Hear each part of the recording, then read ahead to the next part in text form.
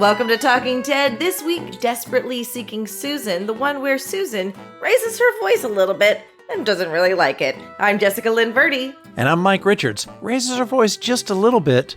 And, God love her. She's a wonderful human being. Oh. And you know who else isn't a wonderful human being? Tell me.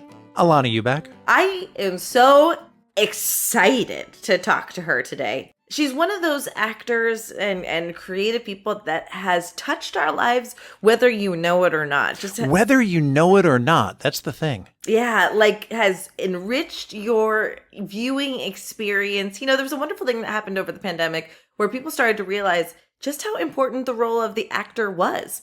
You know, we bring a lot of joy to people and at your televisions, especially when things are hard. And she's been a part of that joy for quite some time. She really is. We're going to talk more about that when we welcome Alanna onto the show. But for the meantime, Jessica, why don't you share with us the recap? I shall. I hope I can do this wonderful episode justice.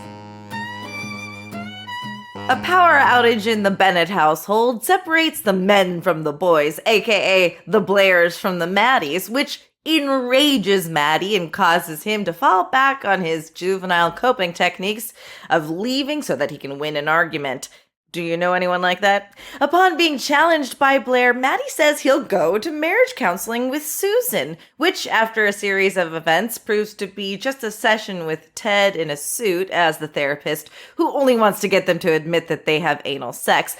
But surprisingly, we do learn a lot about Susan, that she wanted to be a teacher and even has her degree. After one mental breakdown too many, their teacher at school loses his job, leaving the perfect plot hole for Susan to fill. The mean girl at school sets her targets immediately on Mrs. Bennett, and before Susan has a chance to handle the situation, Ted goes in for the kill and eviscerates the mean girl's whole deal. The girl leaves the room crying. Susan runs after her, calms her down, and even gets a compliment from her. At home later that day, after some probing, Susan reveals that she doesn't want to go back, that making the girl feel good was the best part of her day, and that's something she gets to do at home, as evidenced by her quickly rising to tend to Maddie when he comes home with a serious case of the gout. Jessica, you had a choice to make. You could either make eye contact with the camera, or you could read the recap. You chose to read the recap. I tried to do both. I tried, but apparently I chose wrong. You know, I really love how unhinged that teacher is, because we get a taste of it in the early part of the season, and then he just goes full bore. And I'm so glad you brought it up, because this poor guy, he exists. We were all taught by him. He was my teacher in high school, so I get it. Yeah, and then you have no idea at that age what happens, what adulting is like, and just a little piece. But because of his outbreak, we also got a little cameo from Penny Johnson-Gerald, which was very nice to see her come back. So we've talked a lot about this when it comes to Seth and his penchant for working with people he admires and keeping them close, and he also finds the right roles for these people. I mean, look at it. He's got Liam Neeson to do a million things, and that is just cool to me. So it's really cool to see Penny and some of our Orvillian friends here doing excellent jobs. Exactly right. And that was a great recap. Anything else you want to talk about before we bring our guest onto the show? There's nothing I want to talk about that doesn't include Alanna Ubach and what her takes on this episode are. So I think we should just jump straight to it, Mike. All right, we'll be back on the other side with Alanna. Cheers, Jess. Cheers, Mike. Hey, folks. We're here to talk to you about Bear Fight Whiskey, how much we've been enjoying it, and how you can enjoy it yourselves. I'm a whiskey drinker through and through, and I think I have found my new favorite go-to in Bear Fight Whiskey. It's a little bit of scotch, it's a little bit of bourbon, it's a little bit of grape, and we want to extend a discount to you so you can sip right along with us. Bear Fight Whiskey is an American single malt. It's one of the most awarded single malt whiskeys in the U.S. It's a simple recipe, it's a fantastic flavor, and it goes great with anything. So head over to bearfightwhiskey.com, type in BF20 at checkout, and get yourself $20 off of shipping. And now, back to the show. Welcome back to Talking Ted. We have a fabulous guest. Fabulosa guest for our show today to talk about Desperately Seeking Susan, Alanna Ubach, the mom of Johnny, Susan Bennett. Welcome. Hi, thanks for having me. I have, the stupidest question I'm ever going to ask you. And it's especially because in my circle of people, you never tell a celebrity, oh, you're trending because of X, Y, and Z, because it's a non-question. But how do you know when something is trending? Well, like it'll just come across my feed, right? Or like I happen to see something and all of a sudden, like someone came up to, I want to say like Emily Blunt and is like, did you know this thing? And she's like, I have no idea what this is. But the reason I'm bringing it up is Am I trending with Emily Blunt? No, your monologue of yelling at the cook in waiting is trending. Did you know that? Yes, I am in touch with the world. Okay. through my nephew Alex. He's 25, and he's like, "You become a meme." I'm like, "What does that mean?" It's a meme. I've become a what? And he'll send it to me, and I said, and then I'll understand. But aside from that, that was it's hysterical. Yeah, people have played music to that. Yes, the drums to it. The dramatic wash the fucking dishes and shut the fuck.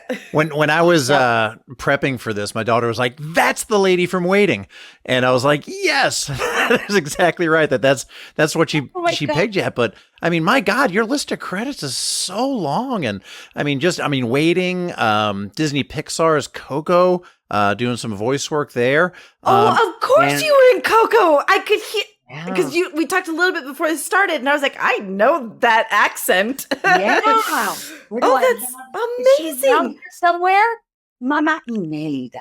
She's around here somewhere. I think my son must have taken her.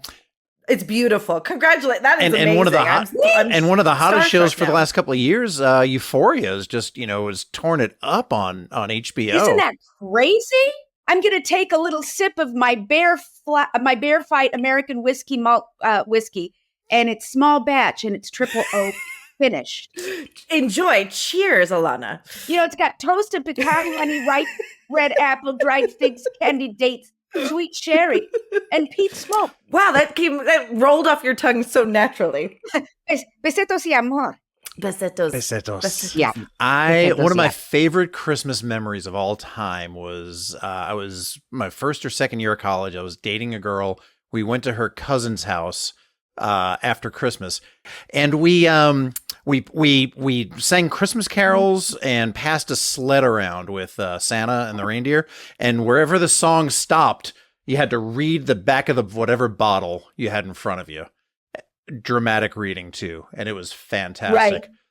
Pot distilled for maximum flavor. Thank you so much for joining us. We'll hang up now. I just want to say something.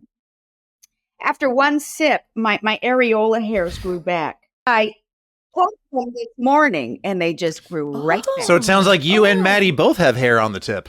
Oh my God. That one of the most amazing project I've ever worked on, Ted. Really? Just the most fun, the most welcoming, the warmest group of people.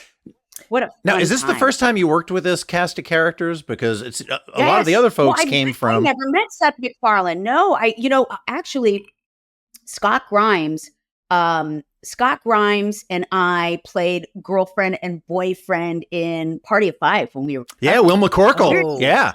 Oh my God. And then, 100 years later, we run into each other again, and we're paired up as husband and wife. And Dana Gould was up for the role of Maddie as well. And so, I didn't know that because he wrote a couple episodes. Match game. And Dana Gould was already one of the writers, and he does an incredible impression of his Bostonian father growing up with his dad and the things that would come out of his dad's mouth and this, that, and the other. And, oh my gosh, it's chef's kiss. And we were matching, and then Big Red ended up booking the role. Mm-hmm. And I was very excited because he's such a hang. He is such a hang. And Georgia, Max, Seth, it's just, you spend a lot of time with each other on a set. It takes such a long time for things to get set up from one scene to the next. So from one scene to the next, you're basically sitting there in a circle with someone you either hate or you don't. And that's how it goes for about 2 months straight. Jesus. And I'm sure you do run the gamut of like emotions. My problem would be probably being in that room and not shutting up when it was go time, because you're just probably having a blast the whole time. Well, and then they get to know you really well. And my big thing is I'm so embarrassed by how much I pee during the day. I just pee all the time. And we sit down and I'm like, I gotta go. I'll be right back. And then, and then I'm just running back and hoping that, by the time I sit down, I don't have to pee again. It's embarrassing, but they were very nice about it, very polite, but yeah. But you're well hydrated and, a woman. And I feel like it's one of those things that a lot of us evolve into. This is the era I'm evolving into. A friend of mine told me she goes pee 3 or 4 times before she goes to bed. And I swear to God, ever since spending the night at her house, I do that now. Flop on you, didn't it? She ruined me for being able to go straight to bed. So we were striking. My friend told me to come and meet him just straight. I said, are there outhouses there? Because I won't be able to strike unless there's a restroom nearby. Or there's a diaper. Ends, damn it. Short ends. Gotta have a porta potty. So one of the things I really admire about this performance for you especially is I want to say that you're like a dangerous comedian in that you know how you walk this line of like, absolutely realistic and borderline like chaotic, and you really walk it finely, but you get like I can see, like, I guess what I'm saying is you give us like this dynamic in everything you've done, and now this character can't even say the F word. When my boyfriend and I watched the show, you giving him the finger is probably one of the funniest things I've ever seen in my life. And what was there a challenge in like not in a character that obviously wants to say so much? And I think that that's what this episode is about too, right? Sure. I think that's probably the biggest reason everyone was hesitant to hire me. Wow. Because of the tough roles I've played. I play so many tough broads. And it's really, really, it took a lot of convincing before they finally were like, okay, you know what? Yes. I can see her being that person. Did you have a Susan in your life to help with that? She was a nun, Sister Mary, and she taught my catechism classes when I was a little girl. So, she was the one nun who was a constant in my life, all throughout elementary school. It was Sister Mary, and she had this beautiful way of looking at any kind of uncomfortable situation and finding the beauty in it. And she had a higher calling. And to me, I thought, well, what if Susan really thinks that she is, it is her purpose in life. It is her calling to be the yin to Maddie's yang. And in order to have that balance, then their child will feel safe and will feel loved and will feel warm and cozy. I mean, it's I'm the only female really in that dynamic, and thank God for Georgia. Oh, yeah. Sure. I mean, to live with us to say but people don't say that anymore. Like I just don't, and that's what I think is so genius about the writing is that all of these wonderful, crazy, it's a motley crew of a family, and that's what makes it really fun. But I thought, if she thinks to herself, she really does have a higher calling, for the betterment of the family. You do whatever you can. I have a 6-year-old and he is really starting to see right through people, and it's wild. Right. And you try to, you're hoping monkey see, monkey do, right? So if I'm really polite to strangers or what have you, or I'm really chatty with people, that he'll pick up on that and want to be just like me and have, good manners. And we were in the car just the other day and he said, Mom, I've noticed that you're really nice to people you don't know, but at home you don't talk a lot and you always look like you have to fart and it can't come out. Out of the mouths of babes. That is wild perception. And I said, wow, you know what, buddy? I was like that. Yeah, I said, and he said, and why are you nice to people? And then at home, you just look like, you're scowling and you're not saying anything. I said, well, it's I said, you're backstage. We're all backstage as a family. We're all backstage as a family. I said, you are not who you are on the playground, in school with all your buddies. I'm sure you're a very different kid. We all have different masks, and he was like, okay. Yeah, I had similar conversation with my kids, when they were asking how they act at home versus at school. I was like, look, you've got school clothes, you got clothes you wear at home, right? You've got language you use at school, you've got language you use at home. That was the only thing I wasn't allowed to do was just curse. My dad would, the F word was the common word, and we had to learn that was the at home word. Like, no. Yeah, exactly. No. So where did you guys grow up? I'm a Long Islander, live in Indianapolis now, but grew up in New York. And I'm a Valley kid. You're a Valley kid. We're raising it in the A1A? Literally, yeah. And Georgia was sharing with us that you guys filmed in Chatsworth, and that is my first job ever was actually doing spokesperson work for a porn company and talking. I know, seriously. No way. Yeah, and it paid for my trip to New York, so I still feel really good about it. And, you know what? God love porn. I have a couple of writer friends of mine that started out in porn, and it really, it got that muscle moving. Isn't it? Don't you say the porno like that? The porno. Or if there's or a the. Yes, that's right. We had read-throughs before, like read-throughs of every single episode before we even shot episode 1. And so, because I think he's, Seth is very audio-driven, and so he had to listen to sort of the musicality of the episode in its entirety. It's sort of like a symphony. It's like, this is it. Is that going to work? Is that going to work? No, that's not going to work. Okay, we're going to fix that later. But he's literally like, just listening.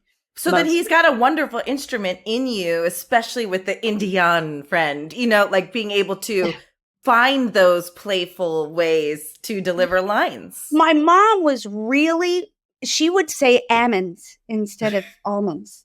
Would you like some almonds? They're chocolate covered. And she apparently it's almonds as well. So I've never heard that before. Yes, she's like, I'm what you call an autodidact. She's self-taught. She didn't go to college, but when my dad was a machismo Puerto Rican, and she was Mexicana, moved here when she was 3, and it was the 80s, and she was just reading, and all of a sudden. Almonds, and she just say things like, well, the juxtaposition of that is just, well, I think that's common, and it's vulgar, and it's yes, her vernacular suddenly it was like talking to I don't know, Quentin Crisp. All of a sudden we had a Mexican Quentin Crisp in our household. Like she was hysterical, and wow. So I brought a lot of my mom to that character. Oh, that's amazing. And when Georgia was explaining, if there's an article, an or a the, then it's the porn. Otherwise, it's porno. And you go, I think I'm just not going to say it anymore. Yeah. Oh my gosh. Oh boy, was that ever so much fun doing that. I do think, looking at her having a higher calling really actually explains episode 5, Desperately Seeking Susan, very well. Yes, they were going to cut one episode, and I thought, oh, it's going to be Desperately Seeking Susan, because no one wants to know the background of the mother False. on any show. No one cares. Genuinely, I don't think they could. They couldn't have, because we also need to know that you were a consenting and partner in this situation, or else we would be trying to get you out of this situation. Yes, you know what I mean? Sure. Yeah. And yeah, absolutely. Yeah, we have to justify, you guys, why she's not leaving this piece of shit. Truly. We really have to. Well, let's make an episode. Okay. She was in English. Which was a stretch. Educated. It's a stretch, but it really works. It does work. I mean, there, so many. I went to an Episcopalian school when I was a kid. I went to communion. I had my communion, and I was baptized and everything. And there's a lot of what is the word? Is it oppression, repression? Oh, I mean, all indoctrination. Of that, I mean, a lot of my teachers, you just saw that. I mean, they weren't very liberal minded, but they were so knowledgeable of everything, right? Oh, they knew about everything. They knew physics, they knew calculus, they knew all about, E. Cummings or whatever. But it was, they still believed in talking snakes. You're revisiting the 90s on this show, right? And what is that like as far as memory lane going? Oh my gosh. Every time Georgia would walk onto the set, I'd say, I remember that. I remember wearing those shoes. I remember those earrings. I mean, the wardrobe people nailed it. The hair, makeup, everything. I mean, they just nailed it. It was, walk down memory lane. Oh, the 90s. Back when all I cared about was, frozen yogurt and Max Spice lip liner. But it was the time where we went from the excess of the 80s, and the me generation to actually acting on things that were actually important. Sure. The environment and, racial issues and things like that. And it wasn't perfect. Oh my It wasn't God, perfect, Rodney. but there were things brought to light that we addressed that now it just seems it's 180 degrees the opposite. So, rose-colored glasses, but it was like a utopian paradise compared to what we're living in now, I think. Oh, I know. You never know how good you had it, right? I mean, yeah, back then I remember just,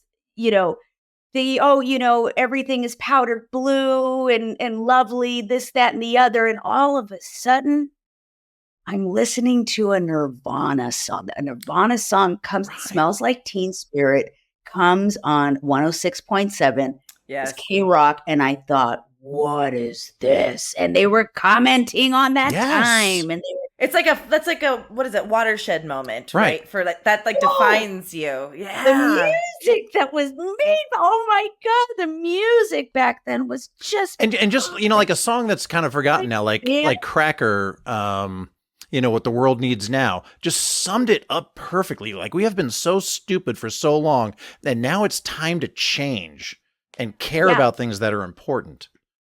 Yeah. This generation is pretty cool. Really I have so many, my girlfriend's friends, my girlfriend's kids are afraid to drive. No, I'm not going to get behind the wheel. You guys are all drunks. It's true. A 75-year-old little old lady would think. And it's so cool. It's great. If they're not drunks, they're texting. I always think about David Bowie's song where the kids are quite aware of what they're going through. They're just fine, because I'm even as an elder millennial trying to come to terms with not being the cool generation anymore and going, they're fine. They're immune to your consultation. Yes. They're going through. 100%. Well, I believe the children are our future. Oh my God. Well. I think this is where we need to end it. Okay. Well, I do. Before we let you go, we're really hopeful of a season 2. It looks like it'll happen. Oh, I think so. What do you want us to see with Susan? What do you think would happen? Is there a Ted and Susan buddy episode in our future, you think? Oh my gosh. I'm just, I am game for anything. Oh, that's great. I'm game for nudity. I'm game for an entire just episode dedicated to hair. Love this. The musical. And then we all come out at the end naked and sing a song. Yeah, there could be a musical. Yeah, that would be wonderful. A musical would be really fun. Speaking of that, I want to throw this in there because I thought this was really interesting. You were in a film called Shriek If You Know What I Did Last Friday the 13th. It was a spoof on horror flicks, slasher flicks. Yes, Shirley Jones. Danny Strong is the lead. And Shirley Jones from the Partridge Family was in it. Now, you also were in a the Brady Bunch movie. Brady Bunch movie, yeah. So that is a crossover. That's how Seth knew me. Yeah, that is kind of a crossover of two 70s musically inclined sitcoms. That kudos to you. Kudos to you, Alanna, for having that credits across those two. Well, when you've lived in Los Angeles as long as I have, you're gonna, and I started working when I was like 12, 13. Wow. And I didn't live anywhere else. So it makes, if you really, put the pieces together, you see people like me and Scott Grimes and other kids that lived in this town. You're like, oh, they worked a lot, didn't they? They had of course, we were right there. We were just, in town and easy hires. And but you must have done it right because, you're still doing it. You've worked consistently and have done amazing work. I can't believe it. Now, speaking of that, anything else going on between now and Ted the Series season number 2 that you can tell us about? Oh, God, I wish I could. But it's really cool.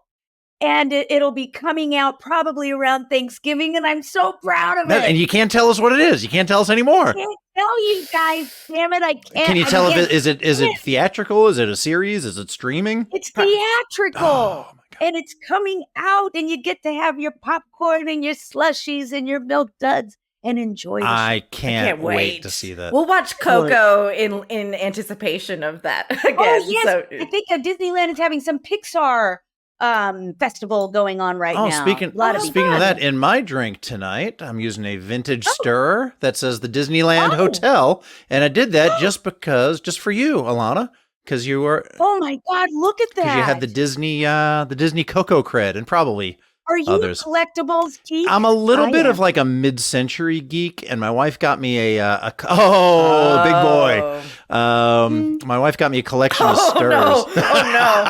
Oh no! This is a private Susan Bennett moment that was cut. I'll do it. I'll kiss Big Boy. I'll do it. Actually, I have one. I ran my tongue down Big Boy's throat. I do have one more question, and we don't have to keep it. But when Susan walks in on Blair making out with her girlfriend, is she turned on? Well, you know what? It's so funny because I just had made a joke to myself thinking, gosh, those are two of the most beautiful young Hadn't girls noticed. I have ever seen make out. And I've really never seen two women make out. I'm a geek. I'm such a geek. I'm a dork. I mean, I love this. Two straight girls trying to like turn on some guy at a ridiculous, at a party in the 90s. That was popular. But it was so funny. I joked to myself thinking, gosh, they're just so beautiful. What if she kind of is enjoying watching them? What if she enjoyed it? And she's not that self-aware where she would even stop herself. Let's try that, and it was that's exactly what it was. It read exactly as that, like shocked, can't look away, doesn't want to look away. It just was also doesn't want to interrupt. Enjoyable. Just yeah, keep going, girls. Well, I think that is I can't top that. Mike, anything else you want to ask our amazing guest? Just if people want to follow your big doings, your goings on, where can people find you online? Alanna Ubach Instagram. Perfect. Yes, I am verified. So the one with the little that's very important. Yes. And I like to share really fun stories about my childhood here and there. Yeah. Perfect. Well, cheers, my dear. This was an absolute pleasure. Oh, I'm drunk. And I had sips of this whiskey, I'm telling you. Being a cheap date is what it's all about. Oh, let me tell you something, you guys. This will last you 7 years. This will last you, and you sip every night, and you'll be wasted just like I am. That is the best endorsement we could have asked for. Well, thank you so much to our guest, Alanna Ubach. Thank you, Jessica, as always, for being a wonderful host. And thank you, Bear Fight Whiskey. Join us next time as Bear Fight Whiskey presents Talking Ted as we discuss episode 6, Loud Night. Cheers, Mike. Cheers, Jess.